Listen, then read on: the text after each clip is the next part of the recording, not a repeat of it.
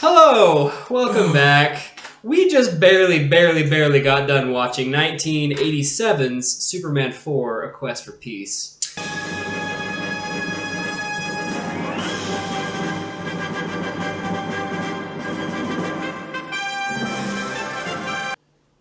Let me just tell you,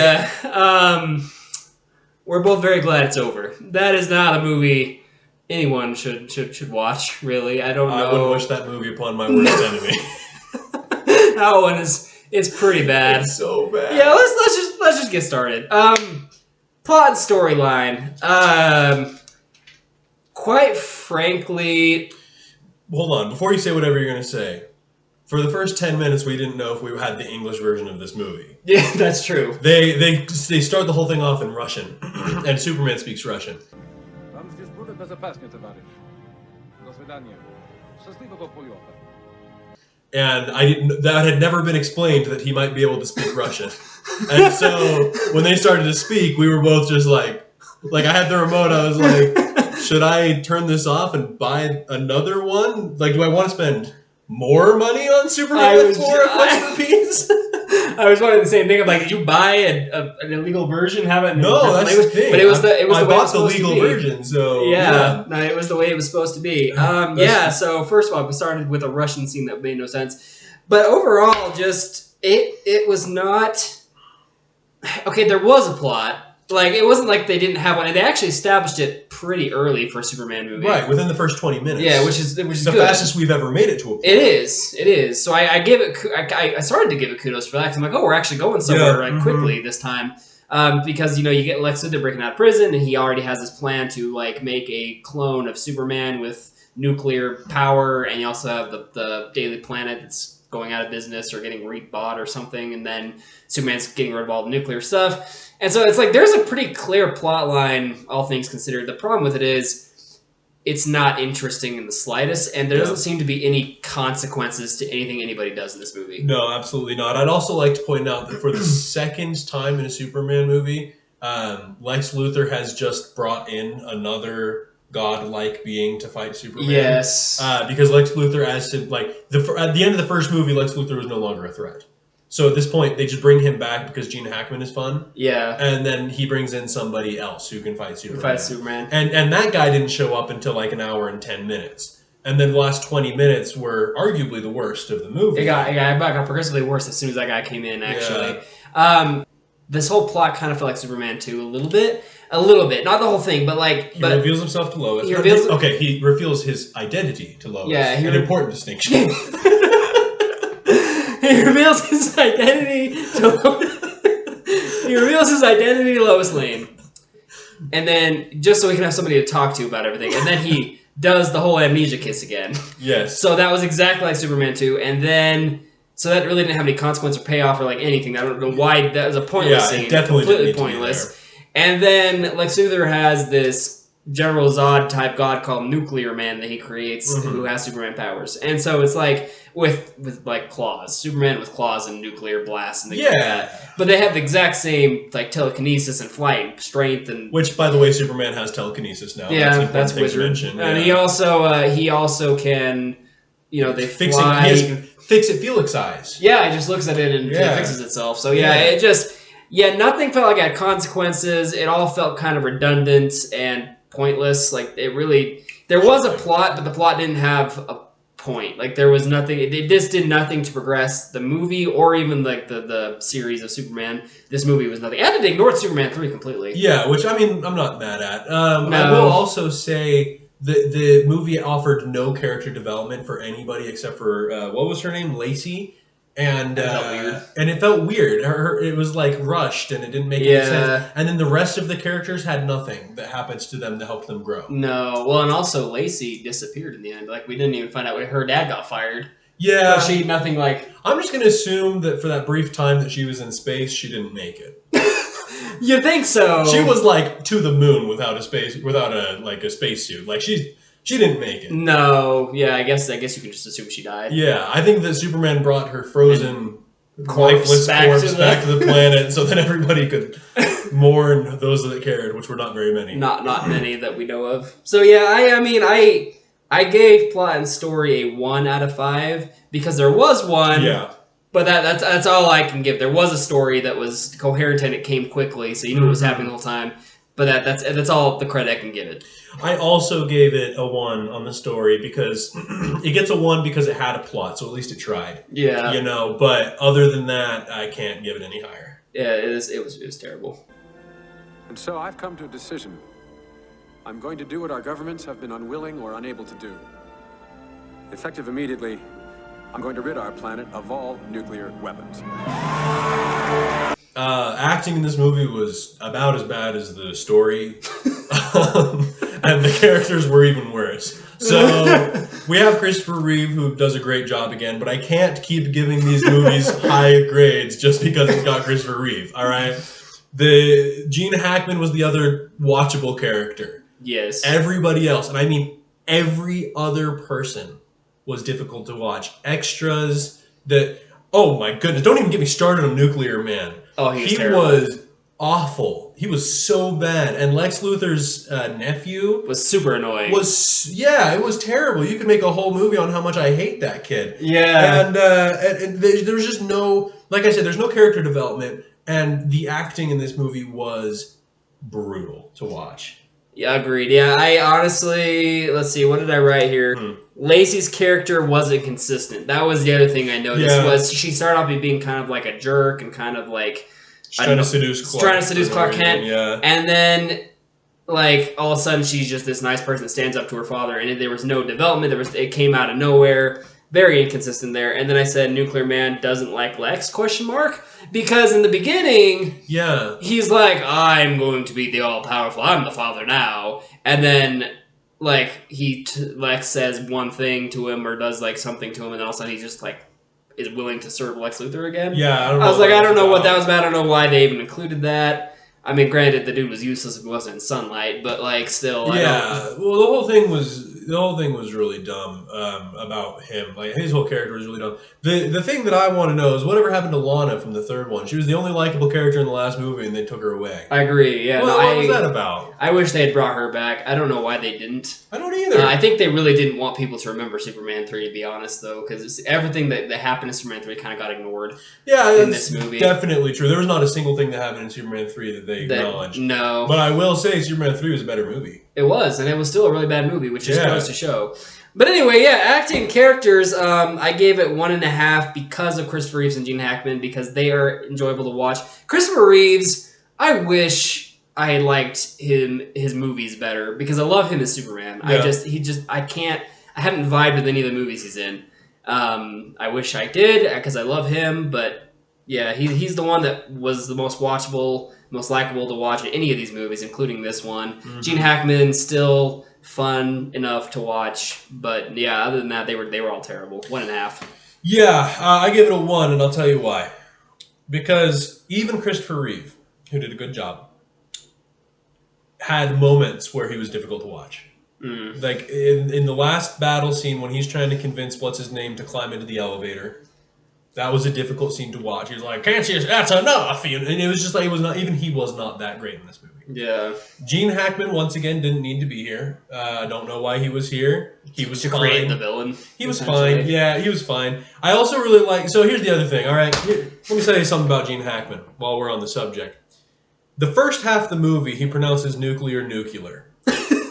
And then I can only assume that at one point somebody pulled him aside and was like, actually, it's nuclear. But instead of like reshooting all of those scenes, they just have an inconsistent. So basically, all the way up until Nuclear Man is created, he says nuclear bombs, nuclear war, nuclear missiles. I didn't even notice that. Yeah, well, I did, and it bothered me. And then at one point, when Nuclear Man comes down, he's like, Nuclear Man. And I was like, oh, he got it, But by then, it was too late. He'd already lost me. So I gave this movie a 1 on acting and characters. Yeah, anyway, it's terrible. It really is. Where is the woman? Give it up, you'll never find her. If you will not tell me, I will hurt people. Moving on to the action of the film. I have not struggled watching the action in any of the movies we've watched quite as badly as I've done this one. Even Batman the movie, whose weakest point for me was the action sequences, was more enjoyable than this was to me. Yeah. It was just so bad. It looked terrible. It wasn't at all interesting to watch. Everything was kind of like, not really slow-mo, but kind of slow-mo, and it just didn't work for me at all. The transitions between the battle scenes, like Superman would throw a hit, and it would just like make a very obvious cut, and then you'd see him floating away, and you're just like, okay, it is just bad. There was really no redeeming quality about the action. No, there certainly wasn't. I'm going to get into cinematics a little later because that plays a big point in why the action is so bad. But what I will say is in all of the other three movies, the action that I enjoyed watching was not actually the fight scenes. It was the scenes when Superman was flying around saving kittens or doing whatever he does. Right. And this one, they were just like, why don't we take all the stuff that Superman might do that's not fighting and make it fighting?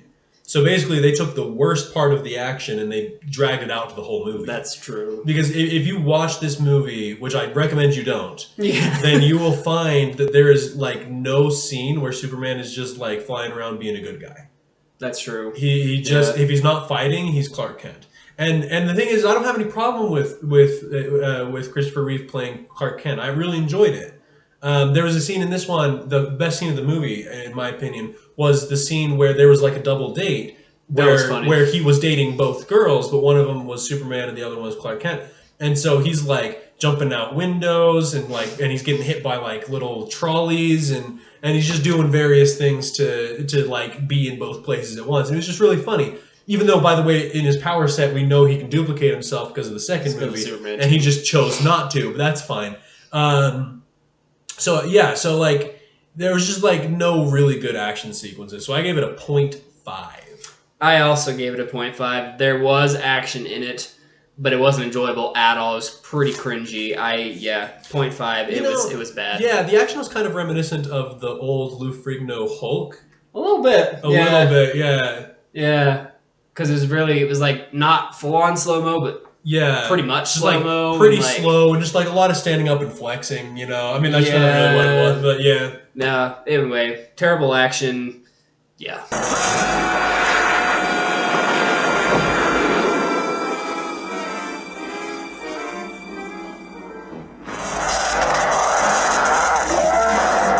Cinematics of this movie were barely even there. The most that I can say for it is that this movie existed. There were scenes where they were flying that I honestly think they had a toy on a string and they were just like taking them across because it was really bad. Like when Superman was in space, his arms were always right here as if he was like mid pull up but laying down. And I honestly truly believe that it was just a toy. The transitions were terrible, really, really, really bad. If it weren't for the iconic Superman music, I wouldn't have even a half point to give to cinematics, but they did have that iconic Superman music, and it was good. I also here's the other thing is that for the rest of these movies, I was giving them some pity points because these are old movies, and so we can't expect them to have the special effects that we have today. But I know that by this point, 1987, there was plenty of cinematics to go around. They weren't. The other movies looked significantly better. I know this movie had a low budget. I get it. Yeah. But they could have done something with the camera angles. They could have done something to make it interesting to watch. But the only thing there was one note that I made about the cinematics that was they did something. And that was when they spun the newspaper around, the very comic book-esque, and then it's like Superman is whatever. And that just gave me a headache. So the only thing that they tried to do made me sick. Yeah, I really don't have a lot to add to that. It was bad. It was terrible. There was nothing really that redeeming about it. I gave it a 1 out of 5. I also gave it a 1 out of 5. There's nothing. I mean, the music is good. That's all it's got. The movie existed. It gets a 1. It was in fact a cinema at one point in time. Right. But exactly. That's all I got. You know you're a workaholic. You're playing a good guy 24 hours a day. Why don't you stop and smell the roses, huh? Get yourself a hobby, a pet, a kitten, a puppy. Well, it's common knowledge that you hate children and animals, Luther. So last but not least, we've got entertainment value for this movie. And here's the thing. Here's where I'll give it some pity points. I was entertained enough to watch it once. Because, I'd never seen this one before. This was my first time watching this movie. And I wanted to, I did want to see what was going to happen. So I was willing to finish it. The other thing I will give it is there was a scene, and Ben already talked about this, where he's on a double date. Superman and Clark Kent are both trying to date two girls. That scene was highly amusing and fun to watch. And the chemistry, actually, between Christopher Reeves and Gene Hackman, so when Superman and Lex Luthor are in the same scene... That was funny. They're funny. So there was 1 or 2 or 3 scenes that I watched that I was fully entertained by, and again, I was willing to finish it. I didn't want to turn it off halfway through. I wanted to see what was going to happen. So I gave it a 2 out of 5 on entertainment. But let's just be clear here. I will never watch this movie again. And it was not worth anybody's time. Just because I gave it a 2 out of 5, that's pity points, that's generosity above anything else. I do not think this movie is entertaining. It's really not. There's a couple of redeeming scenes in it, kind of. But that's it. That's all I got for it. I bought this movie for $2, and I overspent. By a lot. They should have paid me to take this movie. I gave this movie a 0.5, and I'll tell you why. It's everything we've already talked about. Now, there was a couple of scenes that were worth watching. Maybe, honestly, if you find those scenes on YouTube, you might enjoy them. Yeah. But surrounded by the rest of the movie, it was not good. I think, this is the shortest of the 4 movies. And it's a good thing, too. Yeah. It felt short. I will say it felt short, which is Thank good. heavens, Yeah. By about 25 minutes, I felt like it had been going on too long.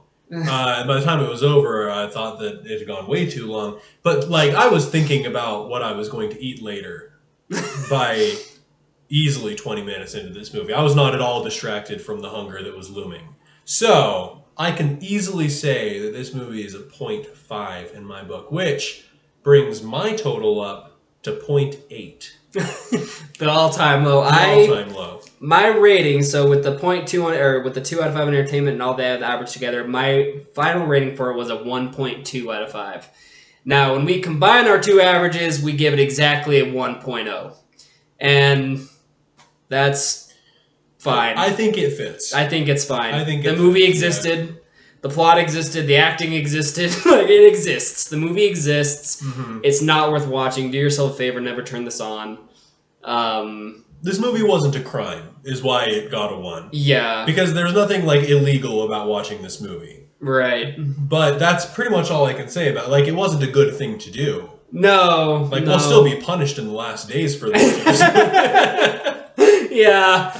Yeah, it's 90 minutes we're never going to get back, and I highly recommend you never give it to this movie. Right, yeah.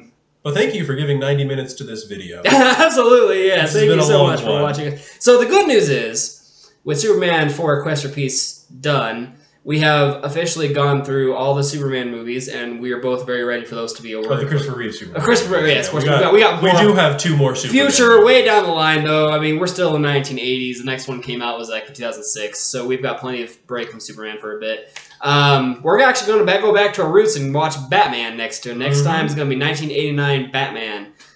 So that I will say, going into this, we have seen our exposure to the Superman movies was pretty limited growing up. We didn't watch these ones very much.